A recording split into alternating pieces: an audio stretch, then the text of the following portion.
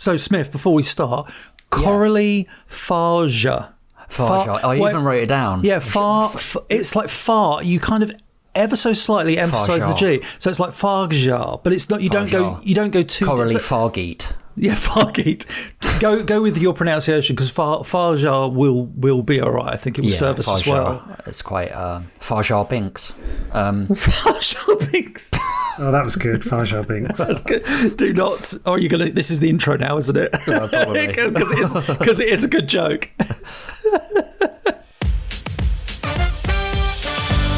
Hello, you are listening to Off Radar. It's a movie podcast. I'm James Smith, a professional film and video editor. I'm James Eatock, a freelance writer and illustrator specialising in 1980s cartoons. And I'm Neil Brock, aka Nige, the man with two names, former film journalist and currently working in the games industry. Each week, one of us picks a movie that all three of us either haven't seen in many years or in some cases haven't seen at all. We each watch the chosen movie, return to the microphone and let you all know exactly what we thought of it. I'd never really had any interest in watching it, and I was proved absolutely right. I think it's amazing. I really, really love this film. The film's still a pile of steaming dog shit. If you fancy joining in and suggesting a movie for us to watch, why not tweet us at Offradar Podcast or email us on offradarpod@gmail.com. If you like what you hear, please subscribe, share, and by all means, leave a review. For now, strap in, turn the volume up, and let's go Off Radar. Let's do this. Ready? Yeah. Hello.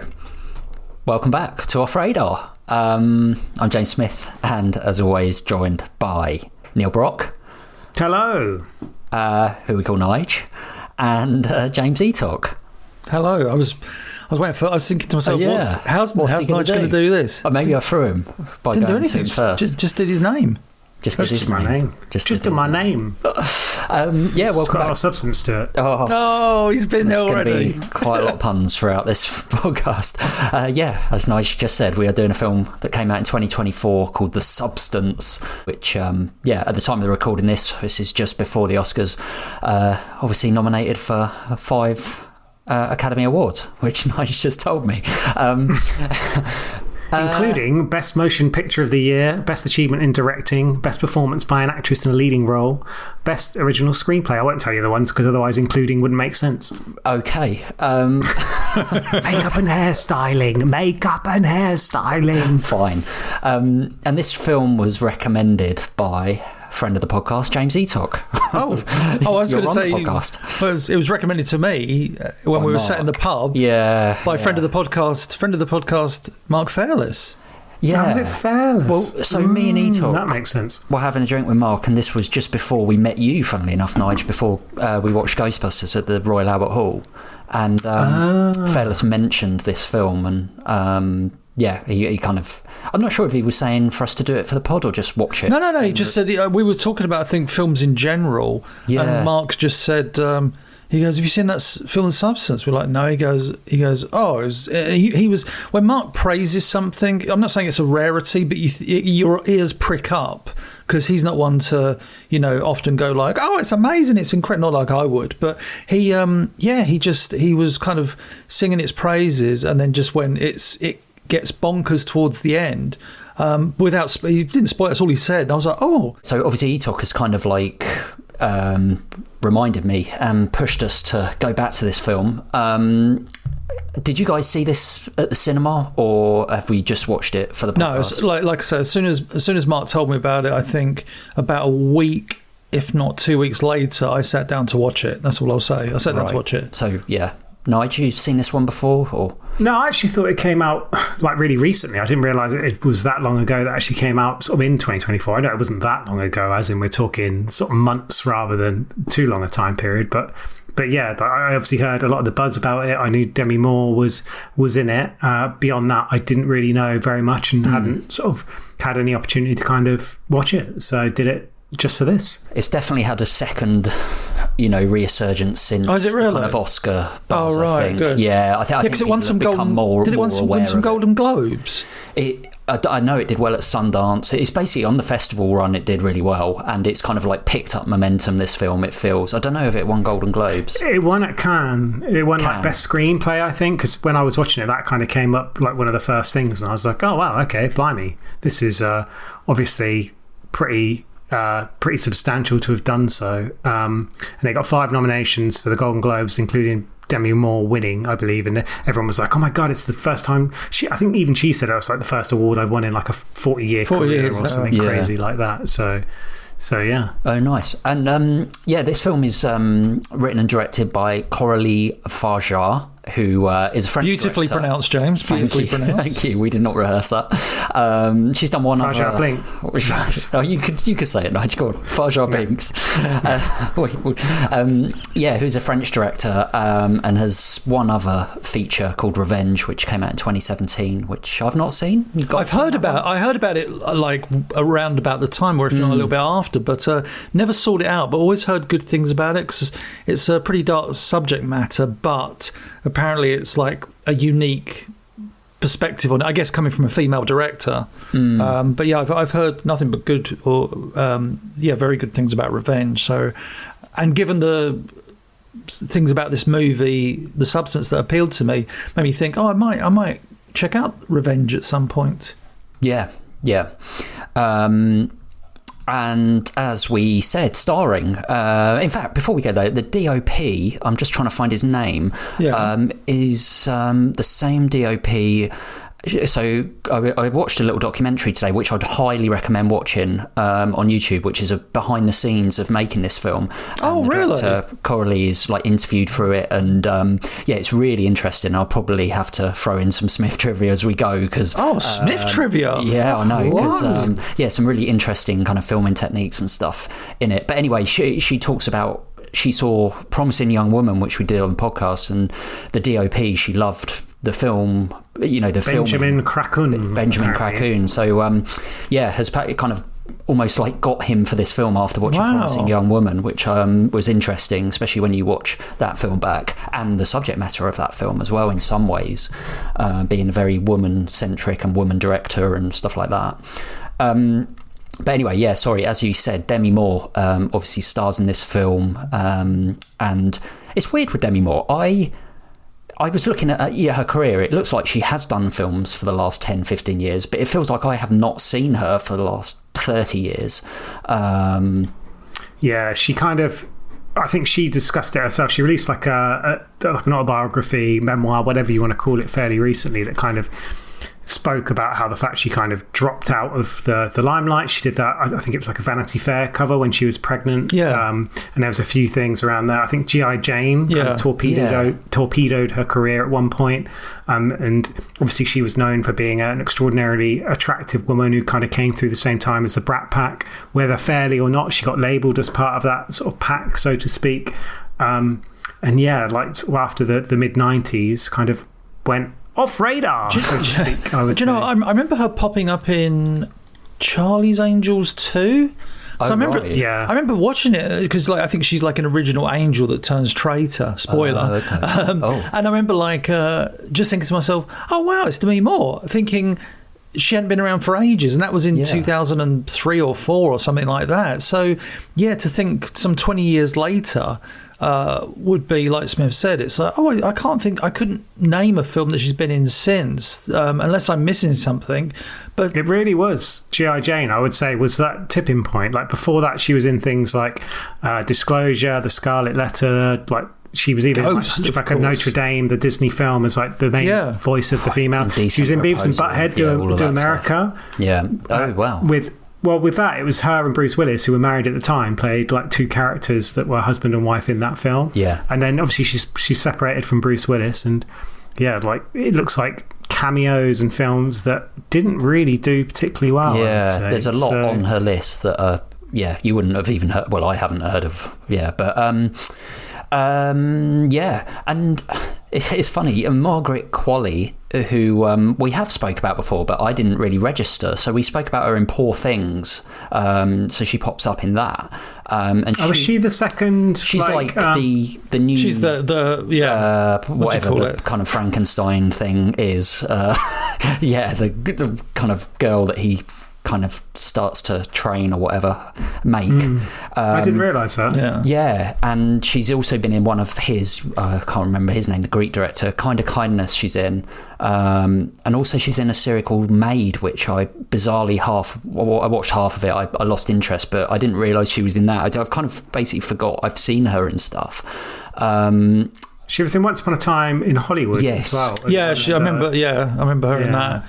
I think she's the girl that Brad Pitt picks up, and she's got her feet on the dashboard in a truly Quentin Tarantino moment, of course. And I think that's her, and she's like all kind of really sexy kind of thing, and Brad Pitt's all like kind of, old sexy. Apparently, she was in The Nice Guys as well, which is a. Yes, she's the girl that's trying to run away. Remember, she runs up to the guy. Is like, she's at Ryan Gosling's house, runs, like, they're keeping her safe. She runs out during the gun battle. She runs up to the car and he just shoots her, the assassin. I forgot. I feel like, her it's weird talking about her career, but and I also... Should we talk about her mother as well? Yeah, I also didn't realise that. That kind of blew my mind when Fairless told me that her mother is Andie MacDowell. And it kind of makes sense when you see her. Who starred in, like, St Elmo's Fire with Demi Moore, like, there's a lot years ago, long ago. And I think she's been in films with Randy Quaid as well, to be fair. And when you look at the director, picture of the director, she actually looks not dissimilar to Margaret Qualley. No, absolutely. Like, after watching it the first time around, I remember I was like, oh man, who's the director? Oh, again, giving away too much. I was like, I wonder who the director of this film is. I'm trying to keep it deadpan. And I was like, isn't that the woman in it? There's a lot of very kind of similarities and stuff. Yeah, there really are. And and Dennis Quaid pops up of Jaws 3 fame, obviously. That's not necessarily what I would jump to. No, that's a good Dennis Quaid. Good call. I get it. It was a joke. Jaws 3D. Jaws 3D. Jaws 3D. And Etok, I asked. You did? You asked. We asked. I asked. You. Who asked? Someone asked. Everybody what's asked the substance about? Well, let me just get my font nice and big. Wow. Elizabeth Sparkle, a Hollywood A-list actress who was once celebrated by all of Tinseltown, having just turned 50, now finds herself in the twilight of her career. She is abruptly and rather cruelly fired from her long-running aerobics TV show. However, her firing is not due to a lack of talent or dedication to her work, but rather how the show's producer, Harvey, perceives her age. Elizabeth, finding herself in hospital after a dramatic car crash, is handed a flash drive by a young nurse. Sometime later, at home, she inspects the flash drive, which advertises a product called The Substance, a mysterious serum that promises a younger, more beautiful, more perfect version of one's self. Intrigued, Elizabeth orders the substance and injects herself with the serum, creating not only a younger, more beautiful version of herself, but also a myriad of unforeseeable Faustian issues. Have you ever dreamt of a better version of yourself? Younger, more beautiful, more perfect.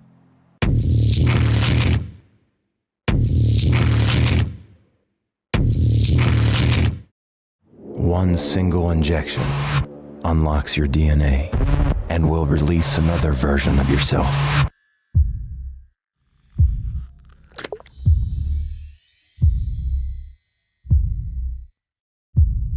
This is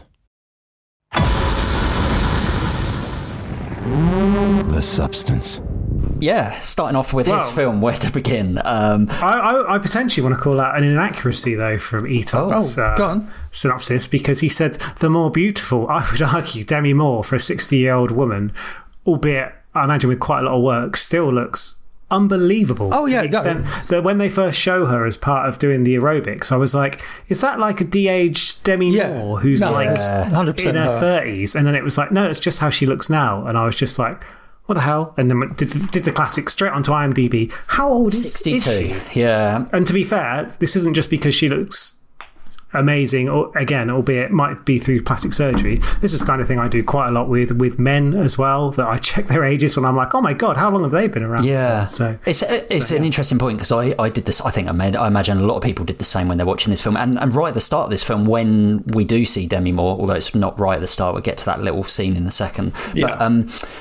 But I kind of felt, shit, have they got the casting wrong? Because they're casting someone who has clearly had work done, has been in Hollywood, and it's like, I thought to myself straight away, why didn't they get like someone who looks like an older woman, you know, that's like looks their age, you know what I mean? Like I felt like they were potentially missing a trick with that.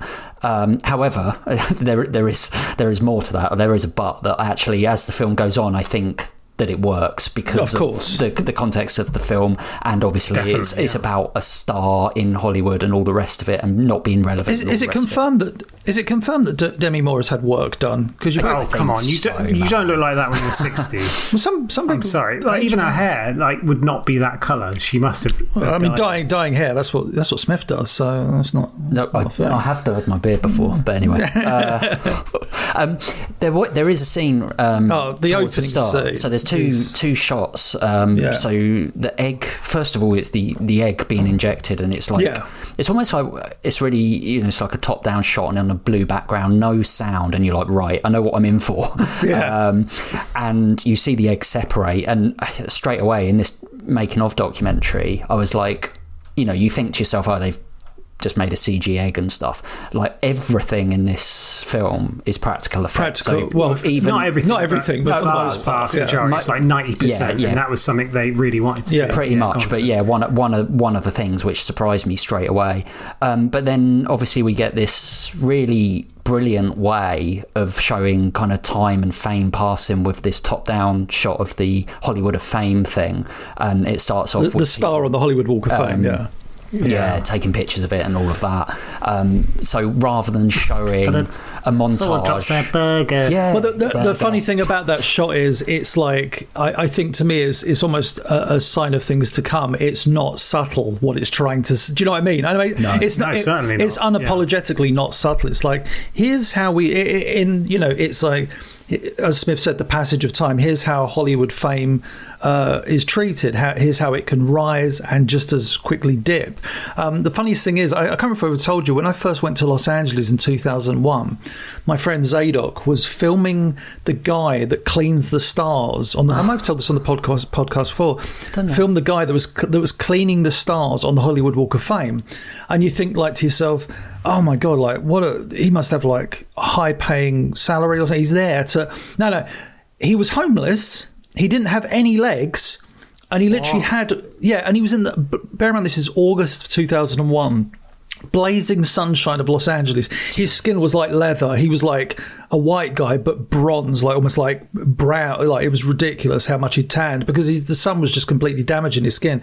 He was all like bearded. Maybe it was a mirror, but he was, he was like, he had no legs, and he was scooting around this thing, and all he had was varnish, and he was cleaning the stars one by one. I was like, how much do you get paid? And he was like, oh, I think it was getting like minimal, barely anything. It was just a free meal or something at the end of the day. And I was just like, and that was on my, it sounds weird, but that was like my first exposure. The first time I've ever been to Los Angeles, Hollywood. There I am on the Walk of Fame, like, oh my God, the Walk of Fame. I've seen this. The horrible irony about that. It's just the reality of like, here we go. So that shot kind of took me back to then. But I think like I say, as not subtle as that shot is, it's really well done. The way, you know, they showed the creation of the star on the Walk of Fame as well. It's like, that's really cool. It's really good, because in most films you get a montage of her, you know, like a montage of her life. And look at her, like rounds in the ring. With the narration. here's Elizabeth Sparkle in another hit movie. Blah blah blah. Exactly. None of that. Yeah, or you could do it with like headlines or magazines. Yeah, spinning newspapers. Yeah, two gloves coming together. Like they do at the like they do at the end of Bill and Ted 2 when it's the Muppet Show. her on a motorbike. I need a montage. Yeah, changing gears even in an automatic Hello, car. Debbie, it's your birthday. Oh my Our god! listeners are lost if you haven't seen any of the Rocky films. We literally made a bunch of Rocky We always references. come back to But yeah, it's a really, really clever way of using, symbolism to basically kind of tell that, and symbolism in this film. Literal symbolism. Literal symbolism. I was going to say, buckle up.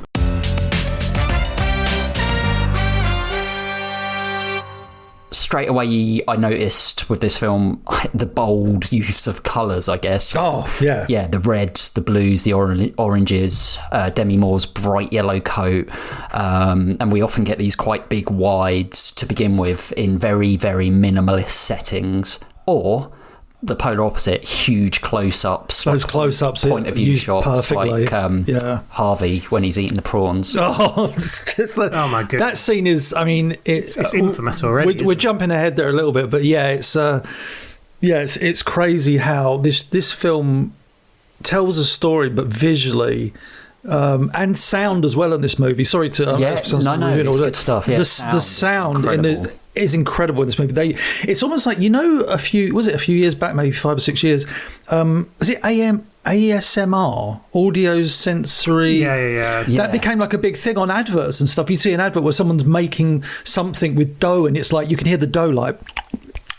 And it's just like, it kind of weirds me out. Yeah. In this movie, sound is used so perfectly. It kind of complements the visuals, which complement the script. It's like it's almost like a trailer at times, like some of the yes, and whoops and if there's like a head splat into a mirror or whatever, there all of the Foley work is very high in the mix, as is the music when it comes in. And I know the music's not throughout, but the music's very disconcerting as well, like that kind of techno-y drum and bass, like lots of that. We are gonna fuck with you.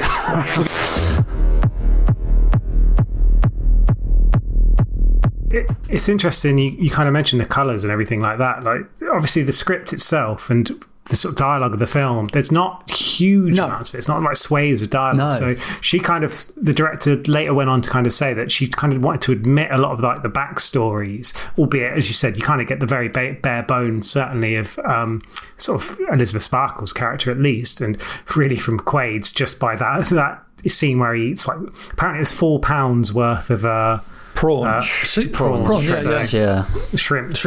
But I was going to say, like, she wanted to kind of reveal things through their actions, their locations, and their attire as well. So the kind of yellow jacket was almost put in there as like a superhero like quality that she had, obviously, at that time. And then like Sue, who we'll come on to, wears a pink leotard, which apparently like signifies her femininity as well. Femininity. So yeah, it was interesting. Like, some of the colours are very, very bold, and there's also the long corridor as part of like, that's such a great TV shot. studio. Like, it's very like The Shining. That carpet quite has a lot to of be nods to horror films throughout. Yeah, I mean, we can come on to that later. I made in my notes, like, other directors. I'm sure this. Was influenced by the director. It was influenced by, because like that corridor shot, I looked at the carpet and I was like, oh, it's the Shining carpet. I don't know if that's a fact or not. I just looked at it. I was it's that orangey kind of colour, look, isn't he? And and the way it's shot as well, and the way the characters are shown is very, very similar to I love Kubrick that corridor shot as well. The fact that it's, not to get too melodramatic or reading into it too much, but it's great for initially what it represents. Like, she walks down that corridor after we first meet her, after we first see her doing her TV show, what would turn out to be her last episode, and she walked down the corridor and all these posters on the wall of her like success from her magazine covers and I guess different TV shows, and like when they promote a TV show, they create promotional posters, images, stuff like that, all down the corridor, lining this corridor. And she walks down, it's always the same shot of the corridor, and that corridor appears like 3 or 4 times in the movie, and each time it's kind of telling its own story, which I really like. It's like, it's just a set, a lifetime line, it's perfectly put. It's like, where's this journey next going? And like that first scene we meet Harvey is him. She goes into the bathroom and he comes. It's so, I mean, this is when the movie is going to be like I can see why Fairless really enjoyed this movie for its intense visuals. Like the first shot of him is she goes in the bathroom stall. He comes in, walks directly up. Because the ladies is out, isn't she? Ladies is out, so she has to go to the gents. She goes into one of the cubicles, and the shot is of like the bathroom, like the toilets as we would call them over here. And he comes in, and the urinal he's peeing at is like where the camera is. So he just walks up to the camera close up, and it's amazing. It's like one take, and it's all just Dennis Quaid Harvey, big face, just his big face. But it's all like, it's interesting. I'm not saying fisheye lens on this making of today. They were showing how they did these shots, and you know, Peep Show when they have the cameras on their heads, like GoPros. Yeah, exactly. A lot of the point of view shots are actually either actors or the director herself wearing this massive. That's camera. wicked. And then the shots of like Dennis Quaid, like you were talking about, there's almost like a camera like attached to his waist looking up at him. So it's really intense. And then it's like kind of strapped to him like it's steady. But yeah, it gives that kind of real sense of what's the word I'm looking for? Intimate. It's like it's almost overly intimate. You don't want to be a part of this. It's like I don't, and I think that's great for his character. Like uncomfortable. Yeah. When he's eating the shrimp and everything, and like I say, when he's at the urinal, and a lot of his shots. I mean, bless Dennis Quaid for agreeing to this role, because it's like you're a producer called Harvey. I don't think that's a coincidence. I mean, it's no coincidence. No, it's not. I didn't even clock that. Yeah, and you're going to be shown horrifically throughout the movie. We're going to do close-ups of your teeth. We're going to yell at your teeth. You're going to have bits of food in your teeth. You're going to be. There's going to be sexist, chauvinist pig. There's everything that's wrong with Hollywood. Yeah. There's jump cuts during a lot of his footage as well. Like when he's on screen, you'll get a little jump cut here and there, like an aside. Like when he's smoking, he's like, and it's all very. It's like horrible, and the visuals do more than the script does to represent his character, which I think is a great strength of this movie. People just love that. I mean, that's just the way it is. So you know me. People are just people. And I have to give people what they want. That's what keeps the shareholders happy. Yeah, and like you said, like the kind of themes of the film as well were kind of emphasised through him. You know, the whole misogyny, and I guess the relevance thing. It's quite an obvious thing, but you know, the way men and women, women especially, are looked at, the age of women, and how, you know, like society can kind of look at women in general, in particular, you know, like looking at them as symbols, as models, and you know how Demi Moore's character was once that kind of like pin up, and then all of a sudden she's being ripped off a notice board and is no longer relevant. But then, you know, the kind of lengths that like some people will go to try and, you know, like hold on to youth, which I guess, you know, is something that everybody can relate to, because especially the older you get, like definitely. Yeah, absolutely. Like one day Leonardo DiCaprio isn't going to call you anymore. Like, reality, he went there. Well, yeah, definitely. Something this film does really amazingly well is it takes stuff that should be arousing to a viewer, like Demi Moore in a shower, but it puts it in such a, whether the way it's shot, it never feels. Yeah, it's like it's her demeanour in those shots as well, right? It's that. Because the way she's like kind of crunched over in the shower, even though like you said, like, but yeah, like the way it's shot is this top down, and I think they did it like in like almost like a crane thing. Loads of top down shots in this film, in general, like either of people as well as just stuff, and but they work really well. But yeah, I think the way she acts when she's like basically naked, even in those, you know, the bathroom scenes, which we come to later. Yeah, you're right. She just the demeanour. She's looking at herself, and because she's looking in the mirror so much at herself, as a viewer, you're looking at her, and you're not because you're not made to feel like that. It's weird. It's like it's not weird. It's a fantastic performance, because what she's doing is telling a story without going, you know, without any inner narration, inner monologue going. Oh, look at me! How have I aged so dramatic? It's all done with like her just putting her hand on like her tummy. It's the greatest skill of an actor, and right? It's I mean, and like all bully to her for doing that. Like I'm going to get completely naked on camera. I'm going to show all my imperfections, you know, wrinkles and all. Because there are some close-ups of Demi Moore in this. It's like, yes, that's what happens when you're in your 60s, you're gonna, or late 50s, early 60s, you're gonna have wrinkles, and like some of those close-ups of her, and I'm sure obviously, which was why at the beginning, do you see my point that I thought, had they done this with someone who doesn't look like Demi Moore at all, it could have been a really interesting kind of spin on this whole age thing. If you had basically a 63-year-old woman, I still think it does work. It does work. I'm not saying it's not. Certainly, when you then see Sue, who will come on, the kind of younger, fitter, whatever version, there are very clear differences between them. Like, and I don't really want to go into like objectifying women's bodies or doing direct comparisons. But you can tell. Well, I think with work, Demi Moore's body is older. Yeah, definitely. Yeah, it's a matter of fact, isn't it? So, but yeah, I know what you're saying, Smith. It's not like an average. It's not like my mum, basically. But then we get. Oh, you shut up about your mother. We get the if anyone ever played Atmosphere, the video board game. It always comes back to Atmosphere. There's Elizabeth Bathory, who kind of gets older. She's like a vampiress who starts off very beautiful by the end.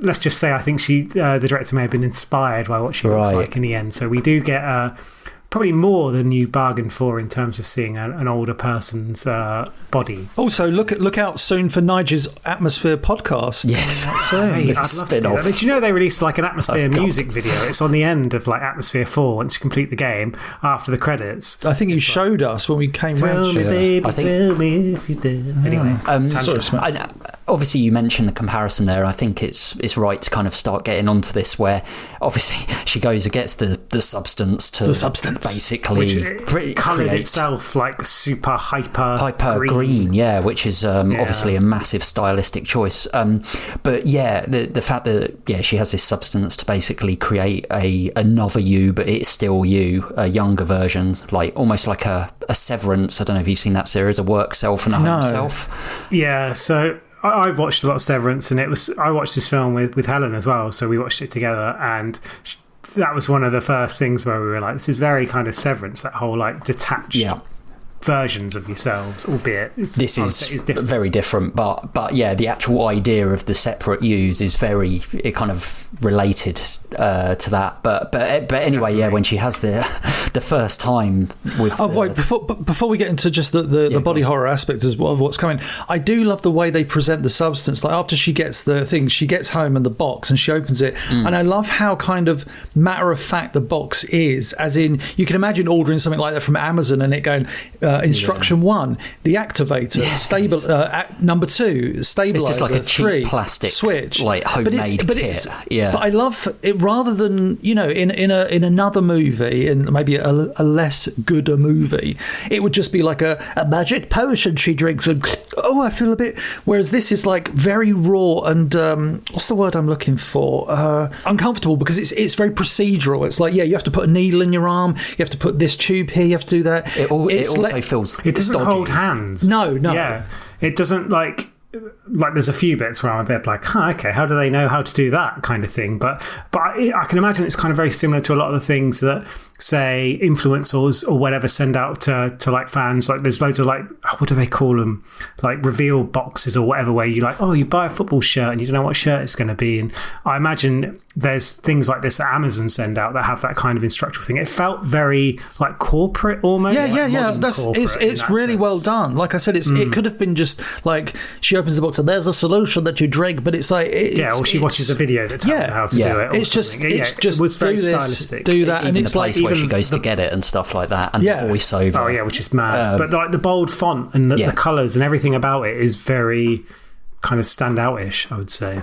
And they keep saying, what I do love about this film is like it flashes up the message, in the context of the scenes of like, you are one and stuff like that. It's like, okay, there's how it's that's not a twist, it's just that's the thing. It's like, you are one. So as soon as you separate, don't overdo it. Don't there's cause and effect. Yeah. But the 7 days and all the rest of it. But the transformation sequence, the birthing sequence, the thing that freaks me out so much much about that sequence is not necessarily the back splitting open, her popping out. I found it's that pretty the freaky, but yeah. iris splitting away, and then the eye fighting for control, like the blue eye of Margaret Qualley and Demi, and you see the two eyes up.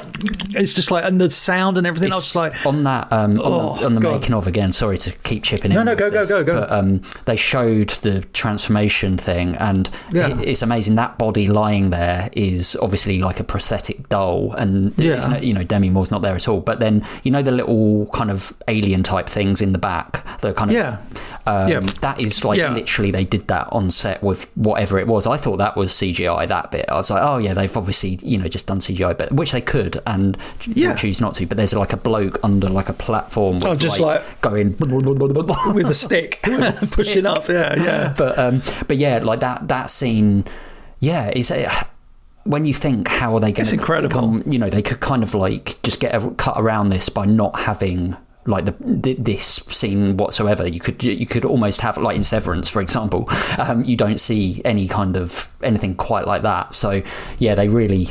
Well, it's shock, isn't it? You shock to the point of the like you said, the birth, but coming out the back and this kind of like almost like alien, it's the way it doesn't type thing. Oh, Cronenberg completely. It's Carpenter, even the thing. Yes, but it's the fact that especially later. That's one of the big influences. But yeah, go on, Ethan. I was going to say it's the fact. What I kind of love about this scene is that. Logistically, biologically, it just makes no sense whatsoever. It's just like, wait a minute, you're going to be birthed out the back of someone. Like, what about all the organs of the other person? What about the rib cage? What about that? It doesn't make any sense. But you buy into it because the film, just presents it that way. So you're like, this is graphic and sewing grim. Up of the back, you're like, okay. Yeah, just like that was one of the bits. I was like, how the fuck does she know how to do that kind of thing? Just like, la da da da da da. All those bits where it's just this assumed knowledge is required to be able to do it. But yeah. For me, I found it incredibly graphic. Like there's things that you could show that you don't need to show, or you're almost showing to make a point. And there was this, I think some of the violence specifically, they kind of called out as like, they wanted them to be in this film to kind of have that effect on people. Like partly that shock factor, partly just that idea that just like the body and how crazy it can be and all the things that can happen in this way. A perfect balance of 7 days each. The one and only thing not to forget. You are one. When Margaret Sue is spawned, obviously it's really interesting, I think, with her casting, because as you see her in like interviews and stuff like that, she is not a Barbie. She's not like a Margot Robbie. She's not like naturally, like one of those actors that is probably going to be in that role. And I think that's really clever. The fact that they've got someone who looks like an everyday girl, really. Very attractive everyday girl. But I was going to say, I'm not sure I necessarily agree with that. Well, I was going to say, like, she's got. I don't. I'm not being funny, but some of the films we listed there, you couldn't even remember her, and I feel like she is. She is an attractive girl, but what they've done in this film is made her look like a Barbie. They've made her. If you look at interviews and stuff, she's got prosthetic boobs throughout the whole of this film, for instance. Like it's not her, and apparently she like trained for months to get these curves. So she's not. I guess in the casting of it, they could have easily gone down the route of getting someone who was already this. Is my point. I know where you're coming from, Smurf. Yeah, and I like looking at just some Google images because, as you say, I'm not that familiar with her or a previous body of work. I think you're right. Yeah, like it's not necessarily a natural fit for that to have been like someone that's like takes your breath away in that kind of Margot Robbie, Wolf of Wall Street way. But you're right, like clearly the scenes, the Eric Pride's Call on Me almost inspired aerobics thing that she first does. Like it's clearly there to kind of like titillate and all those various things of like, oh my God, it's so suggestive. I was going to say in your face and exploitative in a way. One thing I love about when Margaret Qualley Sue is first birthed is that shot of her looking in the mirror, like she wipes away the condensation. That shot is like one of those shots in movies where I'm like, oh my God, that's amazing. Where she's looking at the mirror, point of view, and it's like, no, that's not the clever part. As Smith said, we've seen that in Peep Show in the early noughties. But when Margaret Qualley leans into the camera, there's this weird kind of kinetic surrealism to it. It's like she leans into the camera and kind of turns her head, and you go into her eye, and you see kind of like this weird like in her eye, like and she pulls back. But when the way she leans in is so like eerie, and again there's this like beautiful woman, you're like, oh, it's Demi Moore as well, you know, you're kind of exactly, you know, you're looking at it through the both of their eyes, but the comparison, like we talked about before, you've got Demi Moore, the body of like I think at the time 59-year-old, although in this film she's just turned 50, I believe, 59 years old.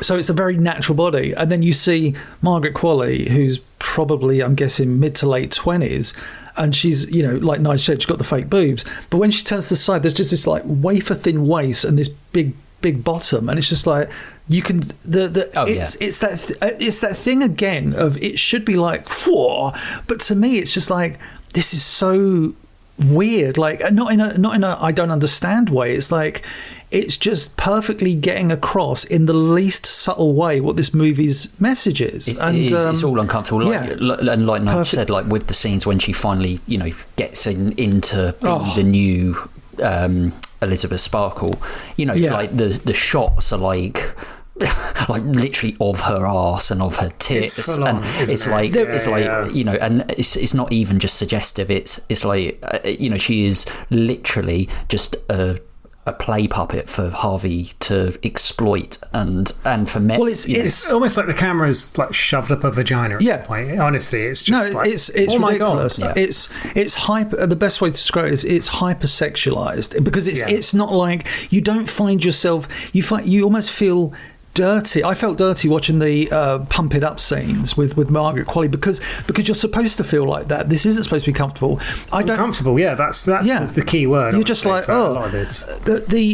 I once, when I saw this movie back in like I say, November, December, whatever it was, I went onto YouTube afterwards, and one of my favourite YouTube channels, Red Letter Media, did a review of like a very non-spoilery brief review of this, and one of the reviewers used a word that was just, or a phrase that stayed with me, and I don't know I think he said like the best way I can describe those pump it up sequences and quite a lot of this movie is, and I love this term, he described it as the director uses visual sarcasm, and I get what he's saying there, because it's like you roll your eyes at a lot of the sexualized shots in this film because of what they represent, because they're purposely trying to go, yeah, you've seen all this before, but we're presenting it in this way, and you're just like, oh, of course. And it does feel very sarcastic, like visually, which is such a weird thing, but I completely understand.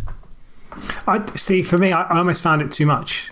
Like, in the sense of, it was just, I know there's obviously been a lot of talk about this film being like very feminist and all these things, but I still feel like it was almost exploitative, like the way, how far it went. And I got why they did it, but that didn't stop the fact there was so much nudity, there was so much like suggestion, it was just really full on. And again, like I keep coming back to the word uncomfortable, I certainly felt that kind of watching this film. So yeah, and it was like, as Smith, you mentioned you watched it with your partner, I watched it with mine, so they were uncomfortable scenes to watch with them, whether or not, because Helen was interested in watching this film because one, she didn't understand the concept of body horror, which she kind of learned as the film went on, and two, like, because I kind of, the way I explained it, like the fact it was seen as a feminist film, it's about the aging process, about like aspiring for that kind of youth or reinvention or all these other things.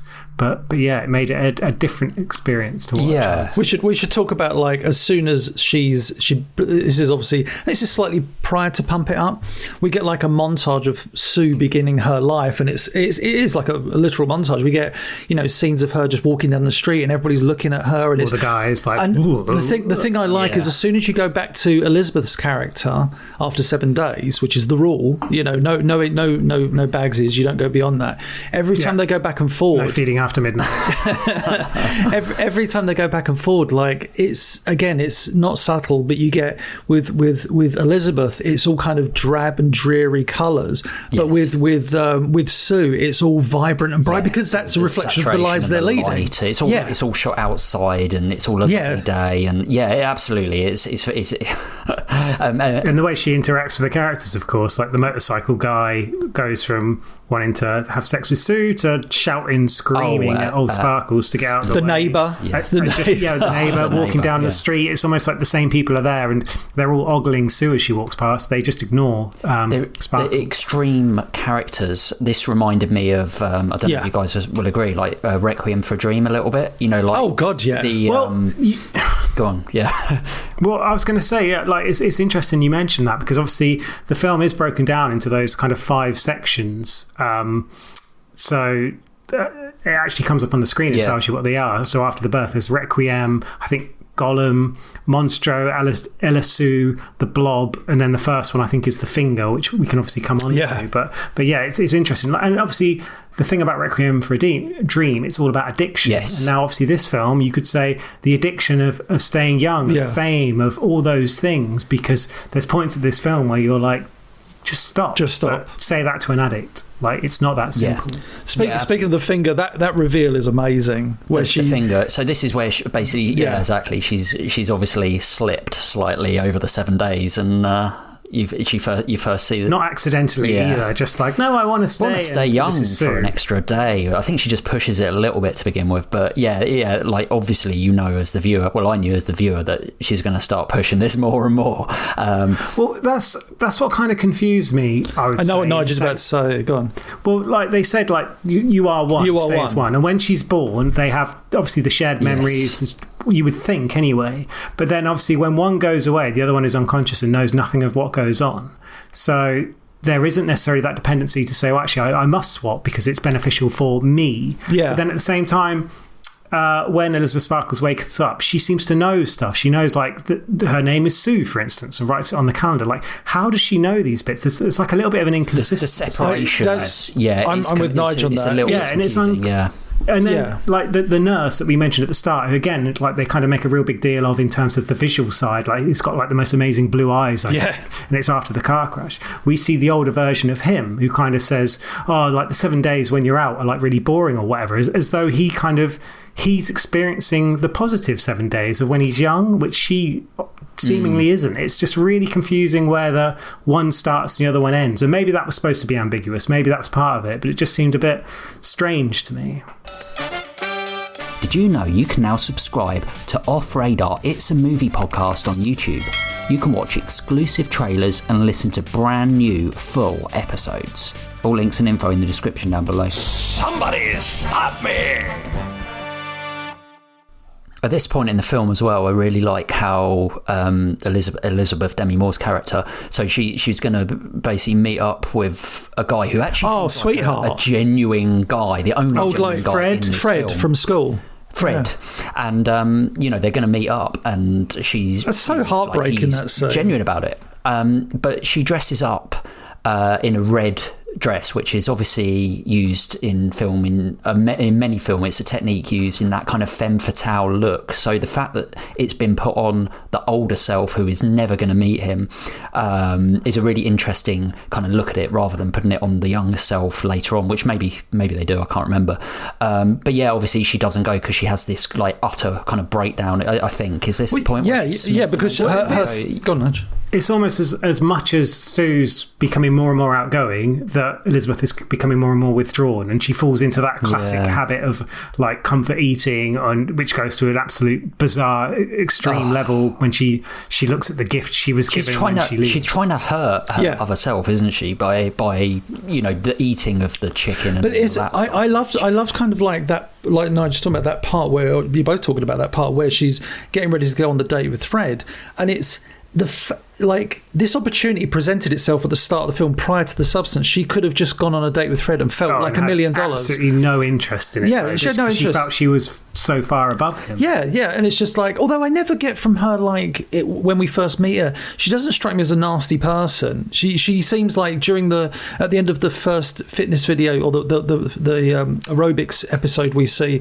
she kind of turns to everybody. She's very polite, and as a famous person would be. So I never got that there was like a horrible aspect to her character. Obviously, an underlying sense of desperation in terms of holding on to her youth after Harvey, so cruelly fires her. But preparing for that date, it's so weird that the only reason she's feeling all that self-doubt is because she's created this more beautiful, as they say in the text of the Substance video, more beautiful version of herself. So it's like she's created her own insecurity. Definitely. Which is such a wonderful thing, because it's like, I mean, it's not a wonderful thing, but in terms of the story, it's like you'd think becoming younger would empower you, but if anything, it's just reminding her that she's gotten older.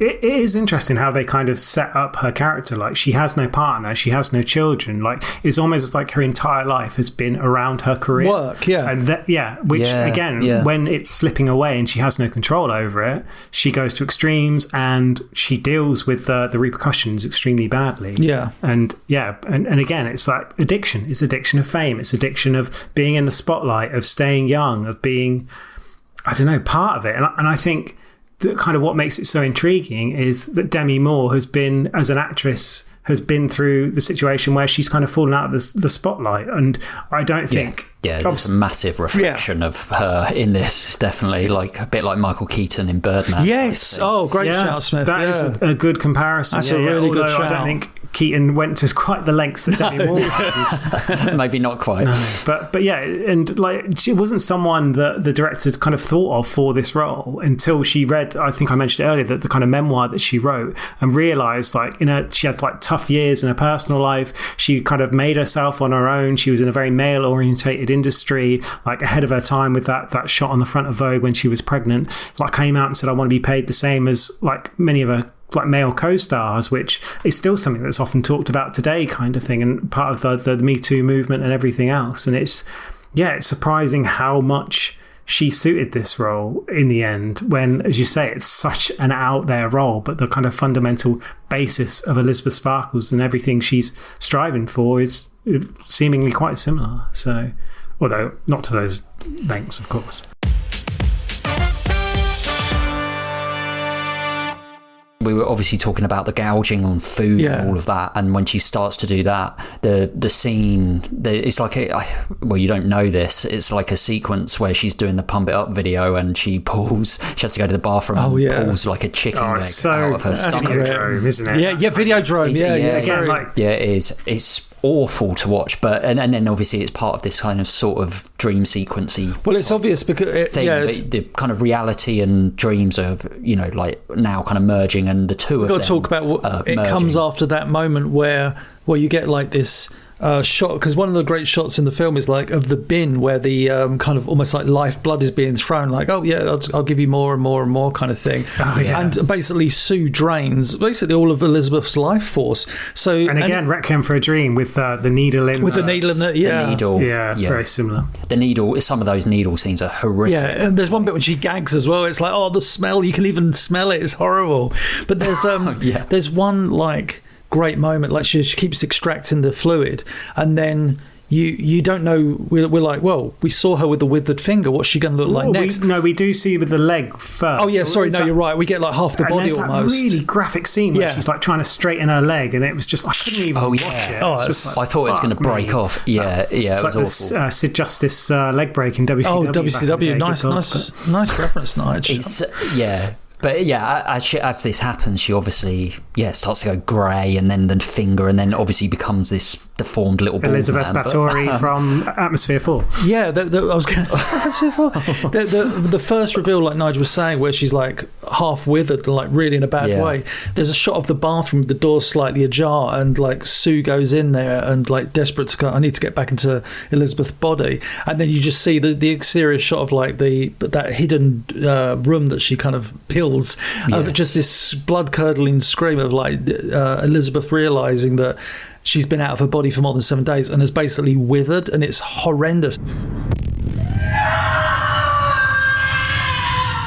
The apartment's almost like a character in the film, isn't it? A little bit like that develops over time because it's used quite a lot. There's this big photo or poster of her on the, and she throws that what's it called? Like, almost like a snow globe at it start and shatters her eye, which is kind of the sign of things to come. Like, you may look like this now, but kind of the only way is downhill, and you're going to speed up that process probably more than you could ever imagine. The thing is it's scary. It's like, you know, you see Sue enjoying her life, and then it just says 3 months later, and you're like, oh my god! And then she's not stayed out for 3 months, has she? Yeah, and then you see like Smith said, this little bald creature comes out like all hunched over, and it's like Evil Dead style. It really is. It's Evil Dead 2, the one Evil Dead 2, flying and I'll swallow your soul. I'll swallow it. Yeah. Oh my god. I'll swallow your soul. I'll swallow your soul. Swallow this. It's so uncomfortable, but you know, it's that once again that comparison becomes even more stark between Sue and Sue. Such an old name she's picked as well, which is really. I keep thinking now we've been saying. I keep thinking of that fucking Cristiano Ronaldo celebration or whatever it is when they're like Sue. And it's just like jog on. Anyway, jog on. But and this is when the film ramps up because she realizes it's gone on for too long, and there is one point where she speaks to him on the phone and they say, oh, you can kind of end it, and she doesn't want to, again, that kind of addiction, but then she orders the termination. She realizes it's gone too far. Then you get, it's like the black ooze in the injector, and she injects but then realizes, I don't want to do this, and then suddenly you've got both the consciousnesses come together. And they have basically what is best described as a mini Royal Rumble, I would say. Oh, it's ridiculous. It's really brutal. It's Tarantino Once Upon a Time in Hollywood-esque, how violent it is. It kind of is. Like the smashing of the mirror face. In particular, it's like the sound, like you said about it earlier, the sound, and I think I might have mentioned it earlier, that sound effect of the smash is so effective because it's like or whatever. But it's so uncomfortable. I was going to say that word keeps coming up, doesn't it? I know, but there's a bit where she's kicking her, and you're like, oh my god, she's going to like kill her, like literally her. And there's like the camera again, like it's that kind of looking up, low point of view of Margaret Qualley, who has now kind of descended into this kind of maniac. She's all bloody over her face, and it's just it's like the blood is like you say, Tarantino-esque. But and then we obviously get some scenes later which go even further with the tooth and the it's like the fly, isn't it? It's the ear, the tooth, and the nail. Yes. It's like, and again, we said about the influences. So there's the chicken bone, which is like Existence and Videodrome. We've got like The Thing, which is coming, which we'll talk about shortly, I imagine. There's certainly, like we mentioned, The Shining and the Corridor, and then this is Seth Brundle, The Fly, tooth, and the fingernail, fly, and ear, and it's just like, very much. Which we've done on the podcast as well. Actually. Yeah, we've done The Thing and The Thing. Yeah, absolutely. We maybe need to do a David Cronenberg. Videodrome, such a hard movie to watch. Well, Debbie Harry's in it. Well, I've never seen that one. So. Debbie Harry's awesome. When Crash is the other one we should mention as well. Crash, that's like one of the original kind of body horrors and like Dead Ringers. It's also quite David Lynch style. Some of this. I wrote that down again in my notes. Film at times feels like David Lynch. Uneasy camera, Stanley Kubrick sets. There's a lot of influences. There's so many, but it doesn't. But it doesn't. It never feels like it's taken away from the film. It was almost like it's a celebration of these different styles, like to this movie. But again, I talked about it in previous episodes. Whenever you get an actress with very big eyes like Margaret Qualley, you can do so much with it, because it's same with like Margot Robbie, as we've talked about before, but with Margaret Qualley, when she's like, she's got her teeth start falling out and she's like screaming, but her eyes are they're so emotive, and she's all bloodied, and then she goes down the fact she's hiding it as well makes it even when worse. Harvey comes up, that shot of Harvey and all the other kind of rich producers or whatever all stood. Yeah, and they're like they're talking to her. She's like in suits. and she's like smiling because she's smiling with her mouth, like lips, because she can't. And he says throughout the film, one of his things is pretty girls or something like that always smile or something like that. And he even says like smile, you should smile to look pretty or something like that. And she does just a lip smile. Yeah. But and then she realizes she's gone too far, so she has to. She thinks about I can just use the thing again to create a better version of me. So now she injects herself. So now the clone is injecting herself. Clone or the better version is inject. You can't use it more than twice. And so she collapses, and we get like even more gruesome transformation sequence where you see loads of eyes all appear, and it's like, oh, this doesn't feel like it's going anywhere.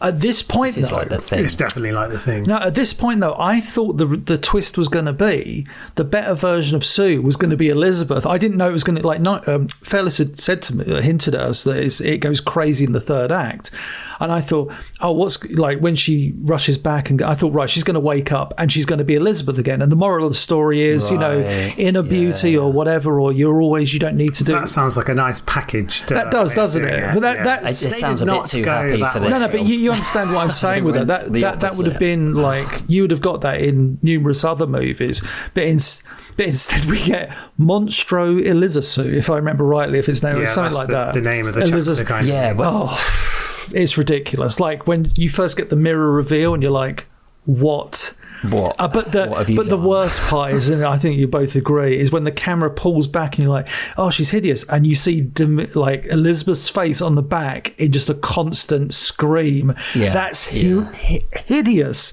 because it's just like, imagine just being a face with a brain and consciousness on the back of someone and not being able to do something. It's like a nightmare. It's like it is a nightmarish character, isn't it? Yeah, Let's be exactly. honest. It is. And again, all of this prosthetics and actual practical effects. Imagine being on set doing all of this with like all of these like actual things there, rather than just like a big blue I did read that Qualley was in the costume, which is amazing, because obviously she didn't need to be. Really, it took her 5 to 6 hours to put on a full bodysuit. Wow. So, no, she didn't need to be. They could just have a stand-in. Just like a despite the process being torture, she enjoyed getting to act the sequences out. And then Demi Moore was saying like her prosthetics took between like 6 to 9 hours, and even then could only work for a few hours. One of the reasons was because of a short working schedule, because they were delicate and they'd only last so many takes before they would actually fall apart. So it's the joys of practical effects, I suppose. The actors have to really put themselves through it. And then obviously this mental end scene where she finally gets to the... she kind of puts on a mask of Elizabeth, doesn't she? And puts like makeup on it. It's just like... God, it's so bizarre. And this, again, like, the Requiem for a Dream thing, like all the influences are kind of coming out, but, the kind of, the big close-ups of those audience members. The 2001 Space Odyssey music. Blam, blam, yeah, I was like, I knew they were going to do this. Like, da-da. And then all the audience is built up for this beautiful young woman. You've got all the dancers around her. Can we just say the dancers that are naked? Well, no, they're just like, we've got to be professional. They're kind of looking out the side of their eyes, being like, what the fuck is going on? But it's like, no, keep being professional. But also, keeping in tune with what we've been saying about this film's how uncomfortable it is, the fact that the dancers in what appears to be a primetime show are just completely topless. And it's like, this is so weird, but it's part of that. You get I didn't even clock that bit at all. Yeah, like they're all just walking around and then they're all stood there. And it's obviously, this Harvey producer is so kind of horrific that he thinks that that's perfectly fine to put on TV. And it's just the slime ball with all his like old white men, and then like partners and friends, and the bit when like the boot. Oh, that's I couldn't even say it. It kind of comes out on a bit of string, and you're like, what the fuck? But also, monster. It's a monster. They chase down the monster. They take out the monster. Parts of the monster grows back. Someone like splashes it in the head. Another head comes out. Basically, another head grows. Again, it's very much like the thing at that stage, where it's like the bit where it kind of crawls. I don't know. It's full on, and then blood gets sprayed all over the audience. I will say, which seems to go on forever. Yeah. Like it becomes like very almost like romanticized with like this blood spray going everywhere, which is obviously at this point the film is just like it's not taking itself seriously. It's amping up the visceral is the word I've been looking for the whole time. Visceral nature of this movie. It's so visceral, and like every aspect of it, the sexiness is visceral, the performances are visceral. This end sequence is ridiculously visceral. This third act is a make or break for a lot of people, and it reminds me of From Dusk Till Dawn. And you're like, what?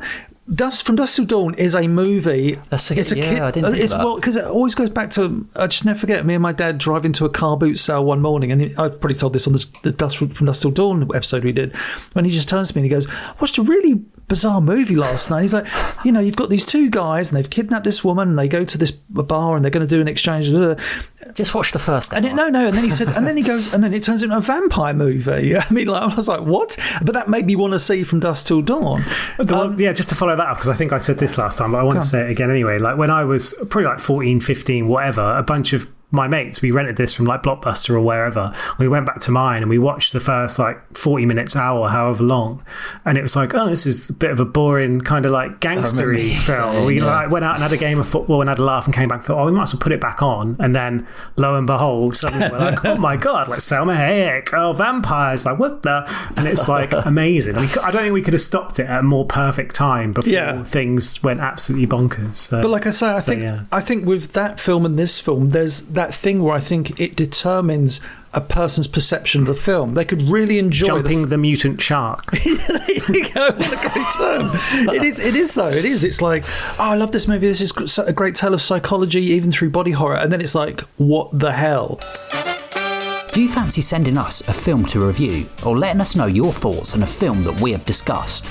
All of your comments will be read out in our end of season leaderboard episode. Email us on offradarpod@gmail.com. Tweet us at offradarpodcast. Message us on Facebook. All links and info in the description down below. Do it! Do it!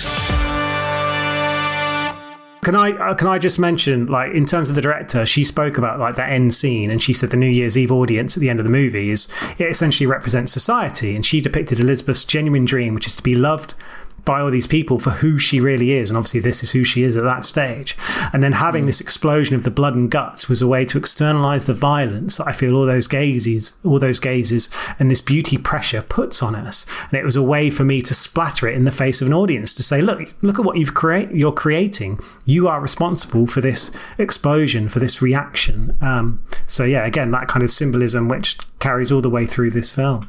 And then, like the one last shot we should obviously talk about is how this ends is kind of right back at the beginning of the again, not subtle Hollywood just... Hollywood thing. No, not at all. It's just like a melted face blob type. I do love the shot of her looking up though, like the final moments of, and then it melts, the life that she goes, has, and then somebody washes it away, and it's just that's it. It's done. That's what life and Hollywood especially is like. It's like highest rated New Year's show ever.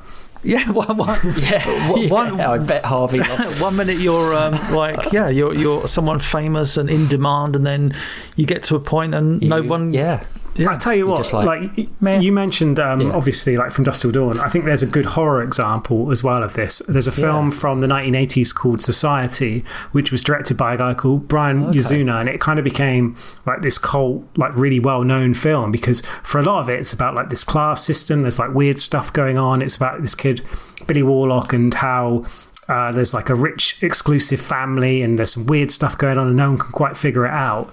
And then the last, like, I can't remember if it's like 15 or 20 minutes, it turns out that all these elite people at the country club are like aliens that basically can like merge or like transform into these like gelatinous blobs and like can absorb people's skin by touching it, and end up like there's scenes where like someone's arm and hand comes out of this guy's mouth. It's a scene definitely worth going to see if you really want to be freaked out by like original, not necessarily original body horror, but certainly body horror for a while ago. And it was a film that shocked at the time, and everyone was kind of talking about it, and like it's one of those like almost video nasty of how crazy it was. And I obviously, when I saw this, I was like, it's got a lot of parallels with society in terms of how far it's willing to go to kind of make a point. And again, that film was all about like the class system, about kind of understanding like the elite and how they can take advantage of people. And this is more obviously about that kind of how women are portrayed in the media, like the fame and everything else. So there's definitely a powerful message underneath this, but is it done with a sledgehammer or is it done subtly? Obviously it has that effect. Nige, Give us bit of trivs. If you've got some, you've just kind of sprinkled some in. Yeah, I have done, because there were so many. I thought if I don't, then we're not going to get through it all. But so this film critically has been an absolute smash hit in terms of how they reacted to it. So Cannes Film Festival received an 11-minute standing ovation, which is the longest of all the films at the event. Obviously, as I mentioned, it won best screenplay there as well. So comes from like a high caliber background of that. So. Well, you mentioned the director as well. Like Smith, you mentioned you watched like the making of featurette. She kind of said she used her own arm for the shots with the substance needle being injected. Again, another scene that makes you feel very uncomfortable. How graphic they make that. A lot of people obviously don't like. What's that? Is that a real needle and a real arm? In her real arm, the director's arm. They actually show it in the making of. You know, like from behind the scenes. It's more brutal, because you actually see her as well, where at least when you're watching the film. Good for her, though. Bloody hell. Well, Demi Moore as well had a lot of not necessarily apprehension about doing this film, but a lot of unknowns. So she said that when she read the script, it actually reminded her of the script for Ghost. Obviously, you can clearly see the comparisons. No, but she said because it's the chance that it could either be amazing or a disaster was basically the same, and that was crucial for her to accept the role. Maybe if she'd have thought about that a bit more before doing G.I. Jane, she might have been in a position, but I think it could be quite harsh there. But she said, yeah, it could be a real work of art, or like really work and be part of a cultural shift, or an absolute fucking disaster, to quote her directly. And she actually remained unsure of the audience reaction until the premiere, when she knew the film had worked. So that was really nice for her. And obviously there's a lot about how much of Demi Moore we see in this film in terms of her physical being, and she's naked for a good chunk of this film. And obviously she was 59 when it was filmed. She was really nervous about it, but she actually credited her co-star Margaret Qualley, who, as you said earlier, was in her like late 20s. I think she was 29 at the time. 29, filming, and like just made her completely comfortable on set because they were both totally naked. So it's just like sort of kindred spirits. They bonded over that idea. So it's kind of nice that they had that to make her feel comfortable. But another bit of trivia was the fact that Demi Moore only has one line of dialogue in all her scenes with Dennis Quaid, which kind of shows what level their relationship kind of gets to. The fact he just talks her and talks her and talks her, and she I don't even know for certain when that line is, whether or not it's in the restaurant scene or another point, maybe when she picks up her stuff. I can't remember, but again, that's quite impactful.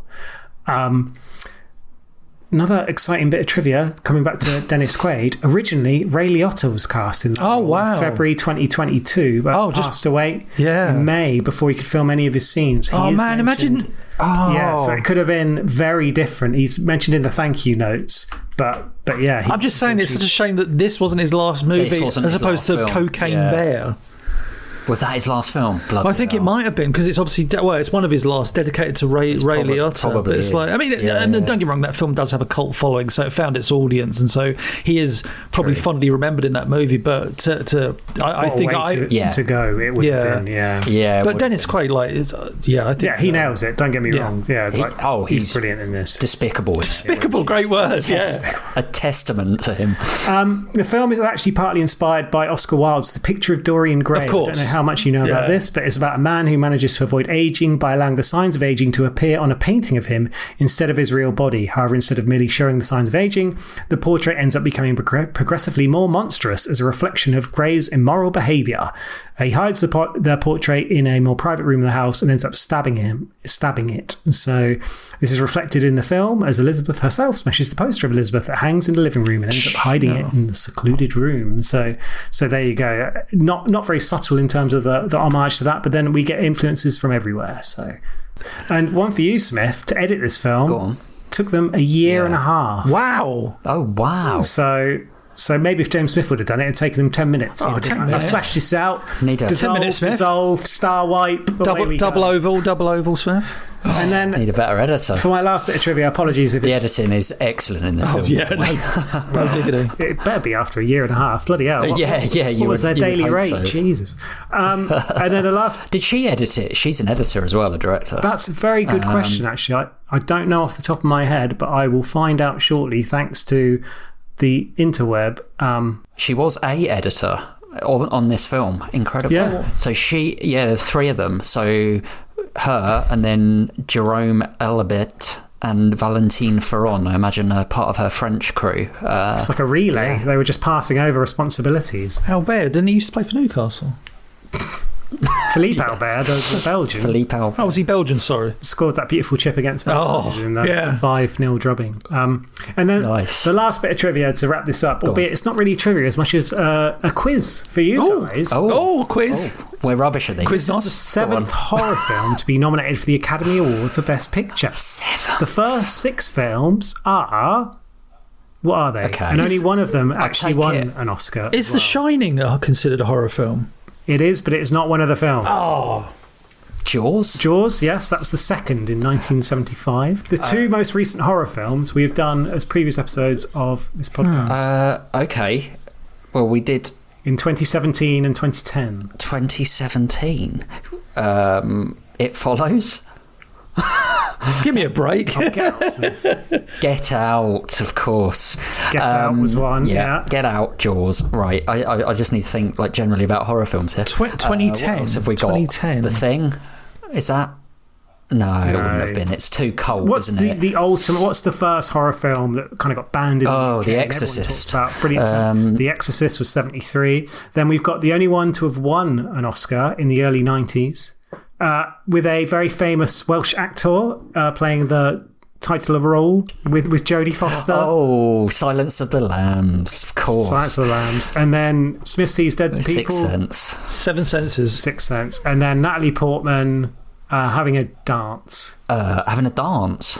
Black Swan. Yeah. Is that... Did we do that? We've discussed it. Yeah. Have we done it? In our top 10, top 5, 20. We haven't reviewed that then. We should. Oh no, we should. I thought we had. I thought we had, to be honest. Yeah, I did. But anyway, so those. I'll have to edit that mess together.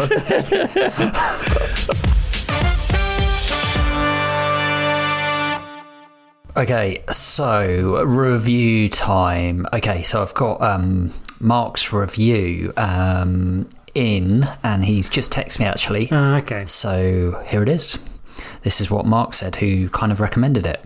The Substance was the cinematic slap in the face I've been waiting for a good few years.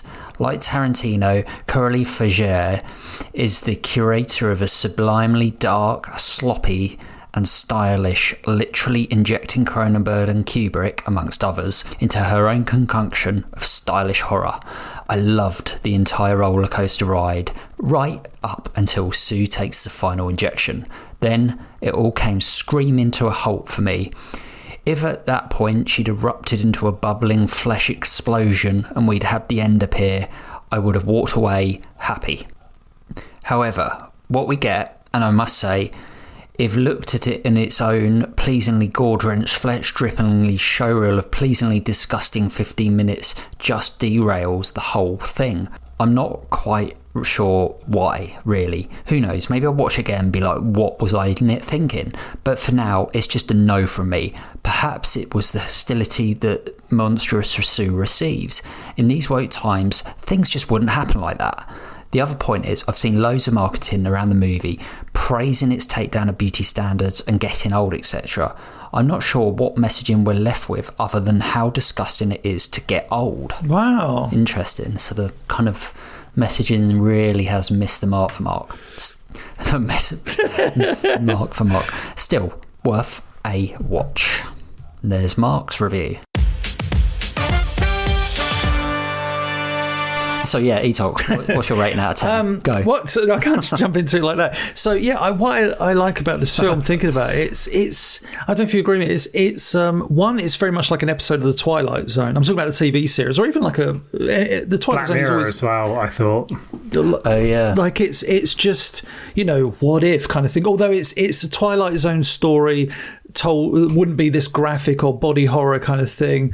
It's got a fairy tale-esque element to it, again very twisted and very dark, but which a lot of fairy tales are, of course, really. When you think of Hansel and Gretel and all this stuff, it's all very much like it's all the kind of classic Hans Christian Andersen tales and stuff are all very shrouded in darkness. It's just we're so used to Hollywood adapting them and making them very colourful and pretty. But you can imagine, like, if this had appeared in a storybook, it would have Yeah, I don't think. What sort of storybooks are you reading? Yeah, I was going to say it wouldn't have been as graphic. Yeah. Well, it's very different to the Ladybird book of the Substance. It would have been very different to the magic porridge pot, although that is quite a graphic thing. Imagine like a town overflowing with porridge. But yeah, because if you where are we going here? So no.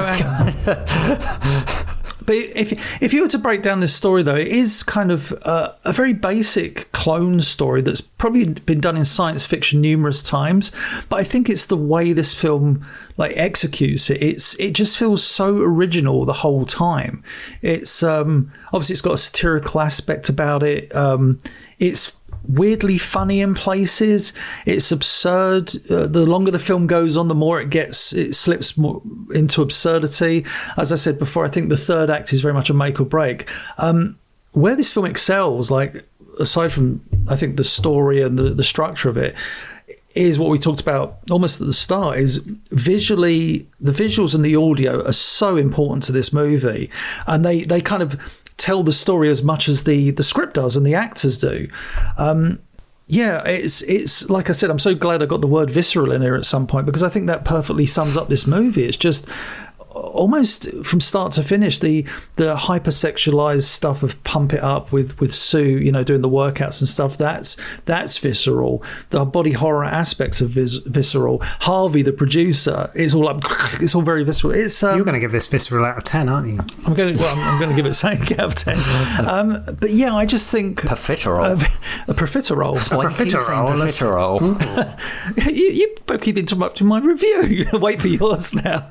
So yeah, this film, like we talked about as well, it's got so many influences, but again, I don't think those influences take away from the movie. It doesn't feel like someone copying, doing a bad, when Tarantino movies came out, Pulp Fiction, everybody wanted to make Pulp Fiction. This feels like a director celebrating the works of others without and making it her own. But yeah, performances are great. I would say probably when you look at it, Demi Moore's performance is probably the most grounded. Sue, Margaret Qualley is kind of over the top in her giddiness and girliness as well. Obviously, Dennis Quaid is ridiculous. But yeah, I think... there's so much I love about this movie. I enjoyed it the first time round. I enjoyed it the second time. I just think that third act is, like I've said, make or break for so many people. And I think I'm not going to say it changes my entire perception of the movie, but I think for me, it knocks off a point of an otherwise, I think, fantastic movie. So yeah, with that said, I'm going to give it a 9 out of 10. Oh, big aim. High. Nige, you want to go, or should I? I think you should go. Oh, is there going to be a lovely Bones twist? Twist? I was really intrigued to see this film. I think, I also watched it with my partner, who was really intrigued to see it. She's kind of into I don't know, sci-fi, different films, and I think what she maybe got out of it was probably a lot less than what you got out of it, Etok, because she was not expecting some of that, and she couldn't watch half the film because she was like, I can't watch this. But yeah, for me, this, like you said, the performances are incredible. It's kind of unexpected. 3 stars, none of them are stars, I would say, at the moment anyway. They will be after this. Yeah, they certainly will. But yeah, 3 actors that are not obvious, I think, for the roles.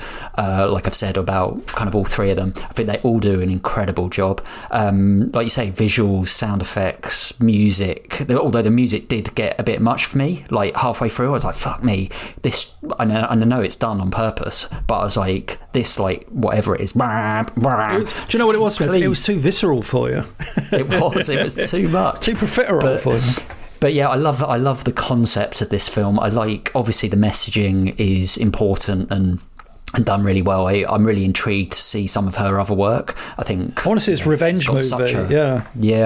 But which has got interesting reviews. I think Mark Commode felt I think I read a review of him about Revenge, and he said something like, "This director's going to go on to big things, but I don't think this is it." But yeah, about Revenge. But yeah, it was interesting. But anyway, Yeah, like some of the prosthetics and stuff, like, yeah, you know, stuff that's rarely done, I guess, these days is incredible. And I would really highly recommend on YouTube watching the making of documentary, because it shows so much more than I can obviously kind of portray. But yeah, it gets to this third act, and I felt like the film should have ended. This is, for me, one of the most conflicting films we've done on the podcast, because I absolutely loved up until this point, although some of the body horror stuff, it's not my thing. I wouldn't say I'm necessarily a fan of that type of horror, although I get why it's there. But when it got to this final act, like, I almost feel like if they kind of wrapped it up before this mental ending, I would have enjoyed it more. But I was one of the people you were talking about, Etok, that felt it went too far. Make or break. And it broke for me. I felt like actually it was laboured. I felt like this end sequence was long. I felt the film was long. I was kind of waiting for it to end. I was like, why are we just shocking for the sake of shocking now? So I felt like the impact of what came before was lost because of this last 25-30 minutes. So I was really disappointed with the ending. So yeah, it's really hard. If I was to turn this off after 2 hours, you know, this is like an 8 or 9. But obviously, you know, the film doesn't stop there and goes on. And so I've been kind of like and ahhing. But the one thing I would say before I give my rating is I haven't stopped thinking about this bloody film. So it's, rightly or wrongly, it's made me think, and not many films do that, do they? Would you rewatch it? I think, yeah, I would. I do want to watch it again. That's the weird thing. But I still felt really frustrated by it, because I was like, I just felt like, you know, it's just like I say, shock for the shock of it. So I can't go as high as that. So I'm going to kind of fall on a 7, which feels like a really kind of averagey score for, you know, two very contrasting views of this film. But yeah, I'm so conflicted. So that's where I'm at. It feels like I'm almost going to call it the Edge of Tomorrow syndrome, where a film can be really good but lose its way at the end. And that's certainly what I thought about Edge of Tomorrow, which has so much right about it, but doesn't stick. What did you think, Nige? So I am a massive horror fan of certain films within horror, I think it's probably fair to say. So some of the ones we mentioned earlier, like John Carpenter, I'm a big fan of, like The Thing. There are films that have elements of kind of gore and that kind of element, but I'm more of a suggestive horror fan, I would say. Like I like a lot of Cronenberg stuff, but not all of his stuff, and same with David Lynch. Sometimes it goes a bit far, and I think for me, this film, long before the third act, there's elements of it that it's kind of, I don't know, we've said uncomfortable so much during this sort of podcast, and how much will you stick with an uncomfortable film and enjoy an uncomfortable film that makes you feel that way without it actually kind of affecting your opinion of the film or your ability to kind of stick with it. And I think I really struggled from quite early on, like the sort of the birthing scene, for instance, the just like the graphic nature of it. And I know, like, the director's come out and said, like, part of the violence was kind of to increase the impact, but it just made it a very difficult watch for me. And I kind of touched upon the kind of exploitative nature of a lot of the scenes, and I know why it was done. Again, like the nudity, the filming of the kind of music video, aerobics, whatever you want to call it, and it just seemed almost too exploitative of the kind of actors involved in it. And I get why they did it, but again, it just didn't sit that comfortably with me. And I also didn't like the kind of, I guess not necessarily the holes, but what we sort of discussed about the consciousness and about how that aspect of the storyline kind of falls down a little bit, and almost like the ridiculous nature of how she does almost turn into the witch out of atmosphere. And then the very end, it was almost unwatchable for me. And like Smith, I just felt it kind of went on. But there's so much that is really good about this film, in the sense of, like, the style, the underlying message, the acting, the kind of atmosphere it creates, the costumes, the sets. There's a lot that's really strong, but this is not a film, I think, for me, really, if I'm being totally honest. Like the Saw movies, like, again, the sort of amount of, like, certainly in the latter ones, the amount of graphic violence in it just makes it so they're almost films that I can't watch. So whilst I get that people love this and it's got all the plaudits and we'll probably go on to get more plaudits and awards and everything else, I think it's, for those people, I think maybe they're overrating it. I think Demi Moore's performance is very strong, but I don't think it's perfect. But same with Qualley, just same with the whole thing. So for me, I'm actually only going to give it a 5 out of 10. Ooh. It's just a film that I get why people love it, but yeah, it just didn't hit the mark for me as entertainment, as telling a message, whatever it needs to be. It just didn't hit the mark for me. I just felt too uncomfortable, and yeah, I'm sorry to those that are massive fans, but that's where I fall. Nicely said. Well, there you go, guys. That's what we think of The Substance. That was a good one. Get in touch. Email us on offradarpod@gmail.com. Tweet us at offradarpodcast. Let us know what your review is for the whole film. Send us a weird little USB stick with your review on it. Find us in a random abandoned city block and open a weird door for us. We're number 503, I think it was.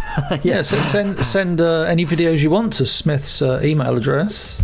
Jesus Christ. We need your help. We are looking to grow Off Radar and release more and more high quality content. Please give us a review on Apple Podcasts or wherever you get your pod. And why not share with your friends and loved ones? Help me help you.